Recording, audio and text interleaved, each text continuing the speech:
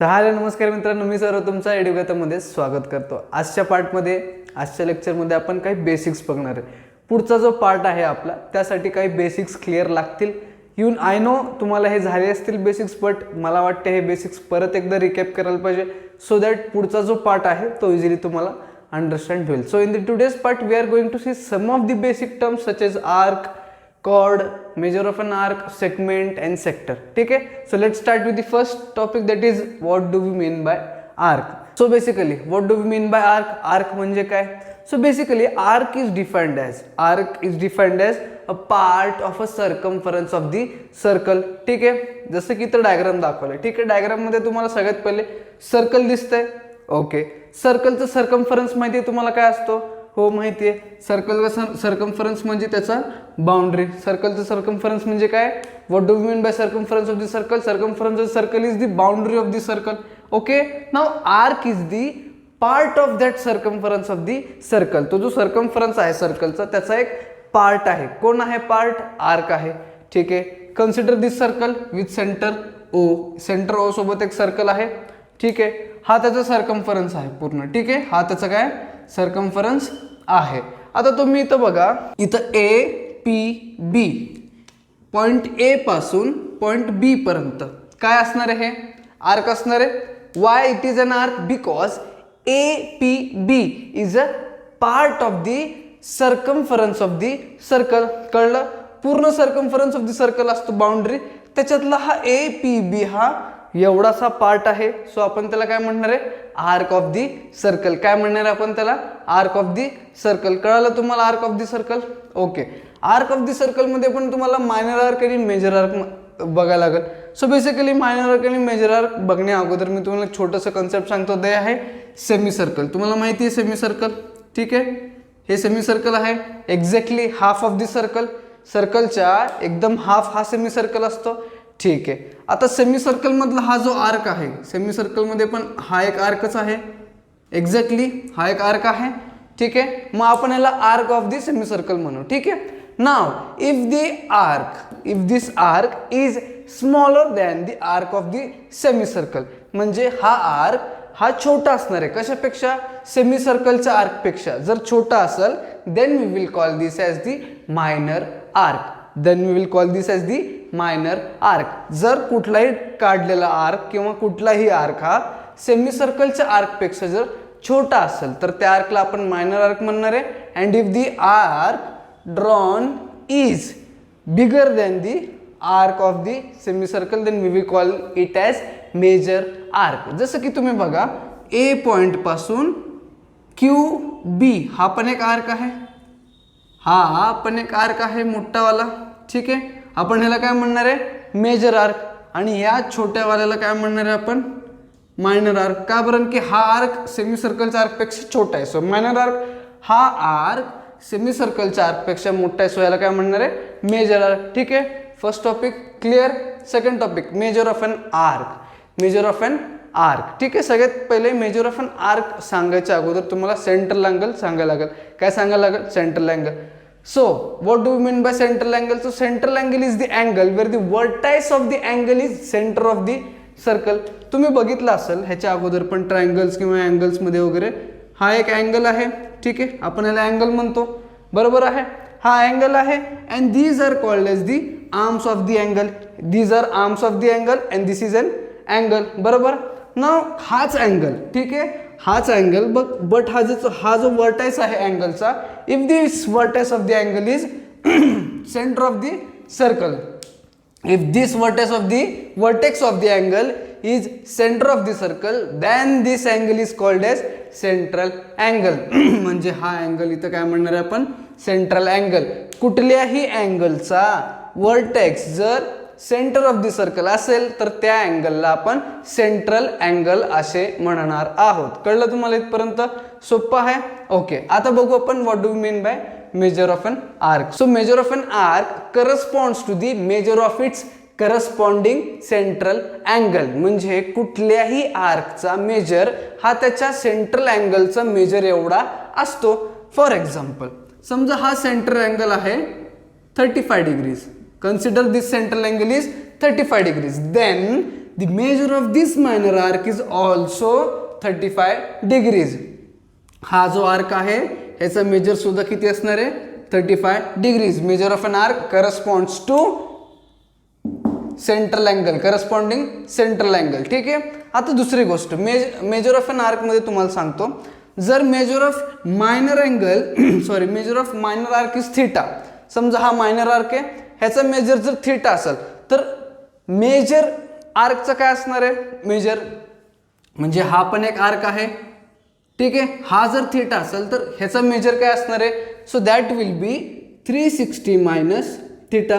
काय असणार आहे तो 360 minus theta. But why we have done 360 minus theta, because in a circle the complete angle is 360 degree around the centre.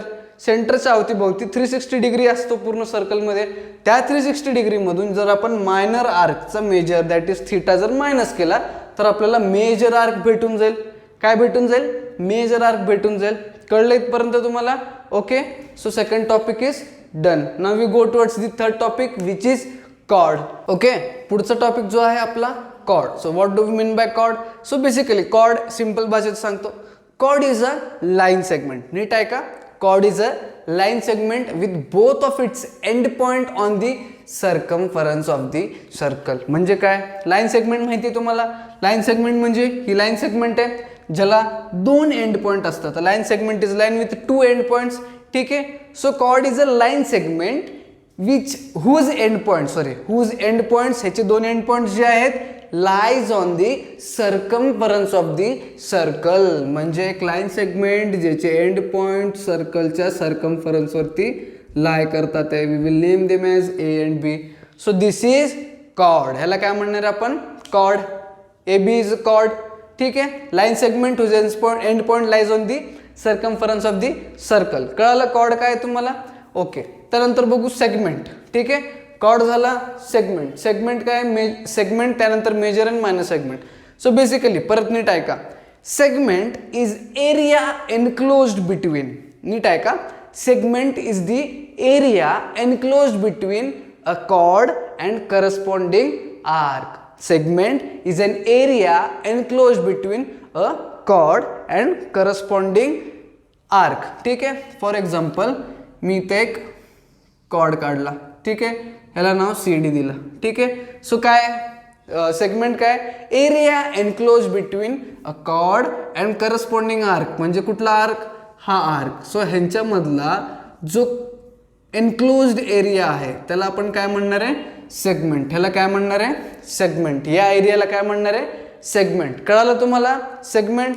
Now again what do we mean by major segment and what do we mean by minor segment. जसं की तुम्हाला मी major arc minor arc मध्ये सांगितलं होतं, if the arc include in the segment is minor arc then the corresponding segment is minor segment. म्हणजे आता सेगमेंटमध्ये काय सांगितलं, एक कॉर्ड आणि एक आर्क त्याच्यामधला एरिया सेगमेंट आहे. ठीक आहे. पण जो आर्क घेतलाय जर हा आर्क मायनर आर्क असेल तर हा सेगमेंट पण मायनर सेगमेंट असेल. ठीक आहे. आणि जसं की हा बघा हा मायनर आर्क आहे छोटासा.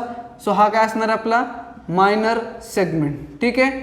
आणि तेच जर आपण हा पूर्ण एरिया कन्सिडर केला, हा पूर्ण एरिया कन्सिडर केला, हा पण एक कॉर्ड आणि एक आर्कच्या मध्ये आहे. So we will term this as major segment. We will term this as major segment. कळलं तुम्हाला मायनर सेगमेंट मेजर सेगमेंट. ठीक आहे. सोपं होता. Now will go towards the last that is sector and what do mean by major sector and minor sector. Okay. Okay. So परत sector नीट ऐकून घ्या. Sector is defined as again area enclosed between. नीट आहे का area enclosed between an arc and 2 radii. Sector is defined as area enclosed between and arc, हा जर centre असेल ठीक आहे, अँड 2 रेडियाई. अँड 2 रेडियाई हा जर सेंटर आहे तर हा ए आणि हा सॉरी ए बी कन्सिडर केलं आपण, ई आणि एफ कन्सिडर करा. ठीक आहे. हा जर सेंटर असेल तर O E and O F are the radius. बरोबर आहे. O E and O F are the radius. So sector is defined as area enclosed between an arc and 2 radii. म्हणजे हा जो करस्पॉन्डिंग एरिया आहे किंवा हा जो एरिया आहे त्याला आपण काय म्हणणार आहे, सेक्टर. त्याला काय म्हणणार आहे आपण, सेक्टर. ठीक आहे, परत एकदा, sector is area enclose between arc and 2 रेडियाय, 2 रेडियाय आणि एक आर्कच्या मध्ये एनक्लोज्ड झालेला जो पार्ट आहे त्याला आपण म्हणणार आहे sector. Again minor sector, major sector. परत ज्या सेक्टरमध्ये आर्क मायनर आर्क असेल तो सेक्टर तुमचा मायनर सेक्टर असणार आहे. आणि हा जो उरलेला पार्ट आहे, हा या पार्टमध्ये आर्क जो आहे तो मेजर आर्क आहे, म्हणजे तो कुठला सेक्टर असणार आहे, मेजर सेक्टर. ठीक आहे, ह्याचं एक रिअल लाईफ एक्झाम्पल किंवा डे टू डे एक्झाम्पल देतो तुम्हाला. ठीक आहे, समजा तुम्ही घरात एक पिझ्झा आणलेला आहे. ठीक आहे, सगळ्यांना पिझ्झा माहिती असतात. All of you may know the pizza. What do mean bye pizza. ठीक आहे, समजा पिझ्झा आहे ज्याचे 6 पीसेस आहेत, कन्सिडर करा. ठीक आहे, out of that pizza if you pick 1 slice, एक स्लाइस जर तुम्ही काढून घेतला, ठीक आहे, हा बाकीचा आहे तसंच आहे. ठीक आहे, हा जर एक स्लाइस तुम्ही काढून घेतला, ठीक आहे, तर हा जो तुम्ही पार्ट काढलाय, दिस विल बी मायनर सेक्टर. हा जो पार्ट आहे दिस विल बी मायनर सेक्टर, जो तुम्ही खाताय एक पार्ट काढून. आणि हा जो रिमेनिंग पार्ट आहे, हा रिमेनिंग पार्ट जो असणार आहे तो असणार आहे तुमचा मेजर सेक्टर. हा काय असणार आहे तुमचा major sector. If you consider a pizza, then one of the slice, if you remove or if you take the one of the slice from the whole pizza, then that slice will be minor sector and the remaining pizza will be the major sector. ठीक आहे, this is the real life example or day to day life example. हा जो उरलेला part आहे हा काय असणार आहे, मेजर सेक्टर. का, कारण की हा पण 2 रेडिया आहे आणि एक आर्कच्या मधला एरिया आहे. सो हा मेजर सेक्टर, कारण की याच्यात आर्क जो आहे तो मेजर आर्क आहे आणि हा मायनर सेक्टर, कारण की याच्यात जो आर्क आहे तो मायनर आर्क आहे. कळलं तुम्हाला, sector, major sector, minor sector. So आजच्या पार्टमध्ये आपण इथंच थांबू. हा पार्ट कसा वाटला तुम्ही नक्की कमेंट करून सांगा. जास्तीत जास्त मुलांपर्यंत शेअर करा. नवीन असेल तर चॅनलला सबस्क्राईब करून जावा. आपण भेटूया न्यू व्हिडिओमध्ये.